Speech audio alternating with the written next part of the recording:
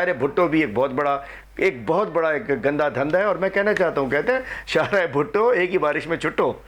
अपने नाना के नाम का ख्याल कीजिए बिलावल साहब, बीबी का ख्याल रखिए भुट्टो, अपना ख्याल रख लो, अपने नाम की रोड का तो ख्याल करो। कितना जुल्म है, 1 साल के अंदर बहनी शुरू हो गई, ये आगे कहाँ चलेगी? अब देखिए हफ्ते नाल है ना, 70 साल पुरानी, पता नहीं 50 साल पुरानी, जो पुरानी वाली हफ्ते नाल थी, वो कहता है ना ये वाली उसको भी ले डूबी, हम तो डूबे हैं सनम, तुमको भी ले डूबेंगे, वो भी चली गई बेचारी। तो शायरा भुट्टो हो या आपका नाल, ये 2 बड़े स्कैम हैं और हम इसका पीछा नहीं छोड़ेंगे। हम अदालतों में जाएंगे, हम इदारों में जाएंगे, और जो भी लोग, जो माफियाज इनके पीछे हैं, ये मुर्ताबाब साहब एक बड़ा नाम लेकर आए थे ये कराची में। मैं कहना चाहता हूँ इन्होंने जिस अंदाज से ये जो कुछ हुआ है, जो KMC के नीचे प्रोजेक्ट्स बने हैं, मैं कहना चाहता हूँ ये नाकाबिले माफ़ी हैं, इसके अंदर माफ़ नहीं किया जाएगा।